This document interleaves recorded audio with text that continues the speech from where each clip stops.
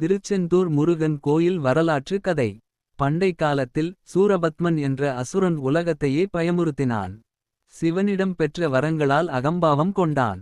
லோகங்களை கைப்பற்றி தேவர்களை அடைத்து வைத்தான்.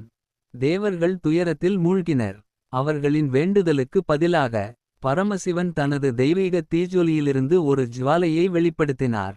அந்த ஜுவாலை சரவண பொய்கையில் விழுந்து அதிலிருந்து 6 முகம் 12 கை கொண்ட தெய்வீகக் குழந்தை தமிழ்க் கடவுள் முருகன் அவதரித்தார். அரும்பிள்ளை திருவுருவத்திலிருந்து வளர்ந்து தன் அவதாரத்திற்கான நோக்கம் ஒரே ஒன்று என்று உணர்ந்தார். சூரபத்மனின் கொடுமையை முடிவுக்கு கொண்டுவருதல். திருச்செந்தூரில் நடந்த பெருமருத்துவ வீர யுத்தம். சூரபத்மன் கடற்கரையை ஒட்டி ஒரு வலிமையான கோட்டை அமைத்தான். அதுவே இன்றைய திருச்செந்தூர். இங்கு வந்த முருகப்பெருமான் தாய்ப்பார்வதி அருளிய வேல் எனும் தெய்வீக ஆயுதத்துடன் அசுரர்களை எதிர்த்து போரிட்டார். பல நாட்கள் கொடிய போர்முரசுகள் முழங்கின. அரண்மனைகளும் இடக்கைகளும் விழுந்தன. சிம்மமுகன் தாரகராசன் போன்ற அசுரர்களை வீழ்த்தி இறுதியில் முருகன் சூரபத்மனை சந்தித்தார். பயம் கொண்ட சூரபத்மன் பல உருவங்களில் மாறினான்.